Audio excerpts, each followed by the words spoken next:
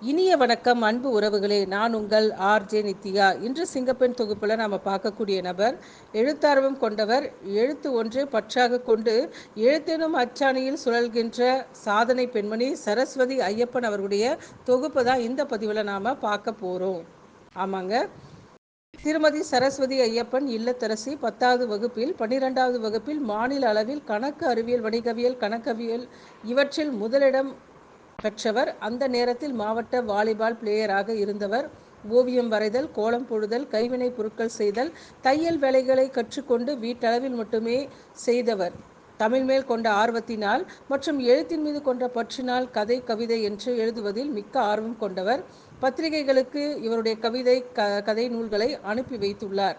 கிட்டத்தட்ட தமிழ் வார தின நாளிதழ்களில் இவருடைய கவிதைகள், கோலங்கள், சமையல் குறிப்புகள் என்ற அனைத்தும் இடம்பெற்றுள்ளன. இவர் ஆனந்த விகடன் போன்ற ஒருமுறை ஆறுதல் பரிசு வாங்கியுள்ளார். தினமலர் வார இதழிலும் கதை மலரிலும் ஒருமுறை பரிசு வாங்கியுள்ளார். குமுதம் சிநேகிதி நடத்திய சமையல் போட்டியிலும் பரிசு வாங்கியுள்ளார்.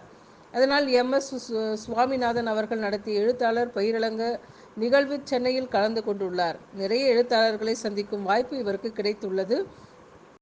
அப்போதைய தொழில்நுட்ப வசதி இல்லாமல் இருந்தாலும், அதாவது அலைபேசி இல்லாமல் இருந்தாலும், பல கவிஞர்களையும் எழுத்தாளர்களையும் சந்திக்கும் பாக்கியம் அவருக்கு கிடைத்துள்ளது. நிறைய ஆளுமைகளை சந்திக்க வாய்ப்பு அவர்களுக்கு பேசிய மன நிறைவும் மனதில் இருந்தாலும் புகைப்படமாக இல்லாதது இவருக்கு வருத்தமே. மாநிலத்தில் இருந்ததால் எழுத்தார்வம் ஏட்டளவில் தொடர்ந்தது. நிறைய சிறு சிறு கவிதைகள் எழுதி உறவுகளுக்கும் சொந்தங்களுக்கும் அனுப்பியுள்ளார். இப்படித்தான் இணையவழி லிங்குகள் மற்றும் தொடர்புகள் கிடைத்துள்ளது. அப்படியே இப்பொழுது இணையம் குவியும் மூலமாக பட்டிமன்றம், விவாத மேடை, கவியரங்கம், பாட்டரங்கம், சொல்லரங்கம், ஆய்வரங்கம் என்று 100க்கும் மேற்பட்ட பயிலரங்கத்தில் கலந்து கொள்ள வாய்ப்புகளில் பங்கேற்றுள்ளார்.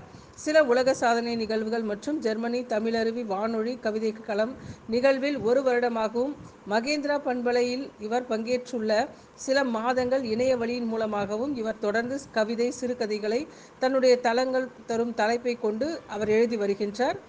அது மட்டுமல்லாமல் அதற்காக பல சான்றிதழ்களையும் பெற்றுள்ளார். 2000க்கும் மேல் உள்ளது என்று பதிவில் தெரிவித்துள்ளார். அது மட்டுமல்லாமல் தலிநூல், கிண்ண சாதனை, கவிதை நூல் பங்கேற்பு என்று நிறைய விருதுகள், சான்றுகள் கிடைத்துள்ளது. பாரதியாரின் பேத்தியான உமா பாரதி அவர்களும் அவருடன் ஓரிரு முறை தொலைபேசியில் அவருடைய பிறந்த நாளுக்கும் எனது திருமண நாளுக்கும் வாழ்த்து சொன்னது எனக்கான வெகுமதி மற்றும் பெரும் மகிழ்வு என்று இந்த தருணத்தில் நம்முடன் பகிர்ந்துள்ளார். சாதனை நிகழ்வான கலைஞர் நூற்றாண்டு விழா மற்றும் நினைவு நாள் விழா, அகநானூறு, தொல்காப்பியம் நிகழ்வுகள் என்று பயணம் இவரது தொடர்ந்து கொண்டே இருக்கின்றது. ஒருங்கிணைப்பாளராக, நடுவராகவும், தலைமை அமர்வு ஏற்பாளராகவும், வரவேற்புரை, வாழ்த்துறை என்ற வாய்ப்புகளும் கிடைத்துள்ளது. இவருடைய பணியை சிறப்புடன் செய்திட ஆர்வம் கொண்டு செய்கிறேன் என்று, எழுத்தார்வம் ஒன்றே பற்றாக கொண்டு எழுத்தென்னும் அச்சாணியில் சுழல்கிறேன், இன்றும் சுழன்று கொண்டே இருக்கிறேன் என்று தனது பதிவை இங்கு பதிவு செய்துள்ளார். சென்னை சிட்டி FM சார்பாக திருமதி சரஸ்வதி ஐயப்பன் அவர்களுக்கு நெஞ்சார்ந்த வாழ்த்துக்களை தெரிவித்துக் கொள்கின்றோம். இன்றைய நாள் இனிய நாளாக அமைய வாழ்த்துக்கள். நன்றி, வணக்கம்.